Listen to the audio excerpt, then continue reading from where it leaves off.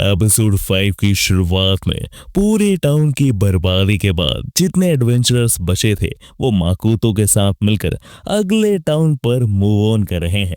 यहाँ पर अगले टाउन की गिल्ड में आकर एडवेंचरर्स यहाँ पर एनरोल कराना चाह रहे होते हैं। यहाँ पर एडवेंचरर्स बताते हैं कि पिछला टाउन एक बहुत बड़े मॉन्स्टर के हाथों तबाह हो चुका था।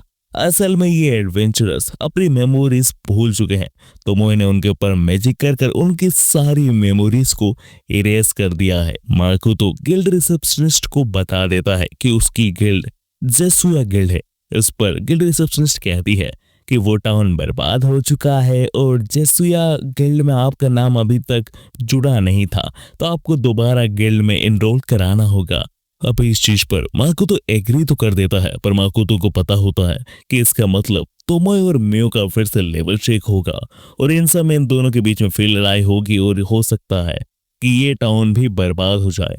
इसलिए माकुतो तोमोए के पास जाता है और कहता है कि क्या तुम्हें पता है कि समुराई अकेले में ट्रेनिंग करके अपना लेवल बढ़ाते हैं, और तुम्हें मुझे इस तरह के समुराई बहुत पसंद है। अब इस चीज से तोमोए बहुत एक्साइटेड हो जाती है और वो भी अकेले में पहाड़ों में ट्रेनिंग करने के लिए निकल जाती है। खैर, अब इससे माकुतो खुश है कि अब कम से कम टाउन तो बर्बाद नहीं होगा। तोमोए के जाने से मियो के मन में माकुतो के लेके अलग ही लड्डू फूटने लगते हैं। बट अगले सीन में मियो के सारे लड्डू चूर चूर हो जाते हैं, क्योंकि बाकी एडवेंचर्स माकुतो के साथ ही बाकी का सफर तय कर रहे होते हैं। कुछ देर सफर करने के बाद ही माकुतो और एडवेंचर्स का सामना मॉन्स्टर से हो जाता है।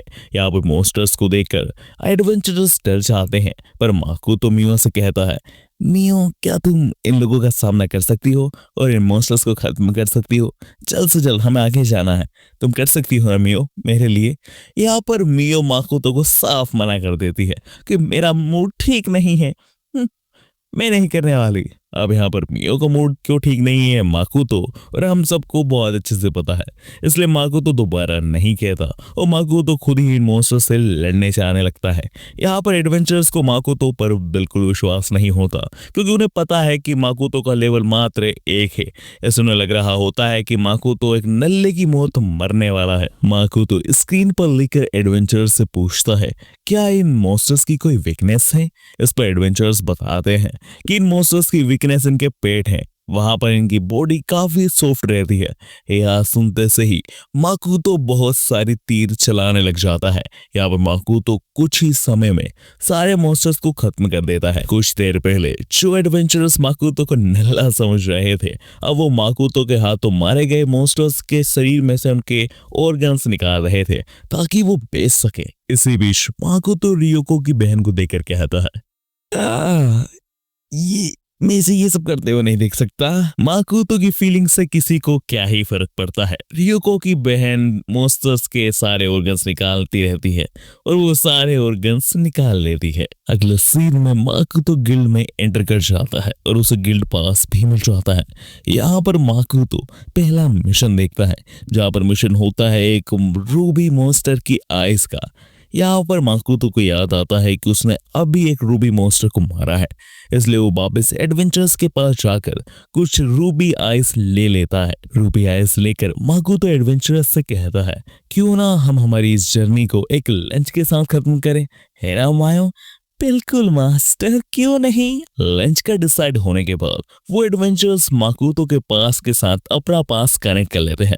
माकुतो इसके बारे में पूछता है तो वो बताते हैं कि अब इसके थ्रू वो कभी भी एक दूसरे से मैसेज पे बात कर सकेंगे और माकुतो अपनी लोकेशन भी उन्हें दे सकेगा। इस चीज से माकुतो थोड़ा हैरान हो जाता है कि इस वर्ल्ड में मैजिक के अलावा भी टेक्नोलॉजी भी एग्जिस्ट करती है। इसी के साथ हम नेक्स्ट सीन में माकुतो और सारे एडवेंचरर्स को लंच करते हुए देखते हैं, पर माकुतो को लंच काफी पसंद आ रहा होता है। इसी के साथ सारे एडवेंचरर्स माकुतो को अपने आप को इंट्रोड्यूस करने लगते हैं। यहाँ पे Luisa 108 second Hazel level 114 ability alchemy master. यहाँ पर हेजल काफी ड्रंक होता है, इसलिए वो माकुतो के काफी करीब आ जाता है। यहाँ पर एक लड़के के करीब आने के कारण भी मियो खूब जल रही होती है। टेड रेनिन लेवल 122 पावर स्टन। रेनिन अपने आप को इंट्रोड्यूस कर माकुतो को आर्म रेसलिंग के लिए चैलेंज करती है। यहाँ पर माकुतो चैलेंज एक्सेप्ट करता है और रेनिन को लो डिफिकल्टी में हरा देता है। फोर्थ एडवेंचरर तोबा, एबिलिटी डार्क थीफ, लेवल 125। तोबा के इंट्रोडक्शन के बाद तोबा माकोतो से कहती है, क्या मैं तुमसे कुछ कह सकती हूँ माकोतो? मैंने सुना है कि ट्रेडिंग लीडर बहुत खतरनाक होते हैं। क्या तुम नहीं जानते ट्रेडिंग लीडर्स के बारे में? तुम्हें छोड़ देना चाहिए ट्रेडिंग। तोबा की इस बात पर माकोतो कहता है, चिंता मत करो तोबा, मैं संभाल लूंगा। माकोतो के इन शब्दों के दौरान हमें एक मिस्टीरियस पर्सन को दिखाया जाता है। खैर लंच और डिनर दोनों खत्म हो जाते हैं और मियो और माकोतो वापस अपने रूम की तरफ लौट रहे होते हैं। यहाँ पर मियो काफी एक्साइटेड लग रही होती है क्योंकि उसे पता है कि तोमो यहाँ पर है नहीं। इसका मतलब वो और माकोतो बिल्कुल अकेले होंगे। और इसी प्लान के साथ मियो जल्दी से रूम में आ जाती है और वो अपने बेड को तबाह करने की सोच रही होती है क्योंकि अगर उसका बेड तबाह हो गया तो वो और माकोतो एक ही बेड पर सो पाएंगे। यहाँ पर मियो मैजिक स्पेल तैयार कर लेती है अपने बेड को तबाह करने के लिए, पर तभी वहां पर माकोतो आ जाता है। माकोतो को देखकर मियो शर्माने लग जाती है। यहाँ पर मियो के कुछ कहने से पहले माकोतो मियो से कहता है, हमें सुबह जल्दी उठना है, फिर हम हमारे लैंड पर वापस जाएंगे, ठीक है ना? और यह कहकर माकोतो सो जाता है। अब इस चीज को देखकर मियो का दिल चूर चूर हो जाता है और मियो मन में कहती है। खैर हम अगले सीन में माकोतो के टाउन को देखते हैं जो बहुत तेजी से ग्रो हो रहा है।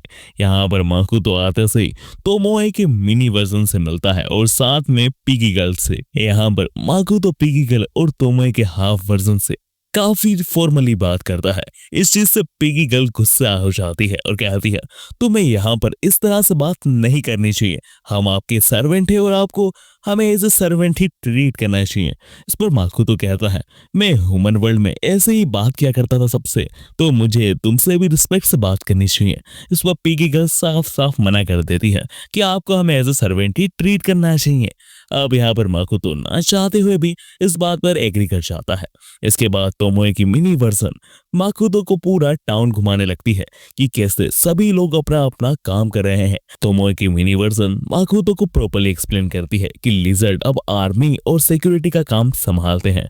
स्पाइडर आर्मी सब लोगों की हेल्प करते हैं उनके कामों में।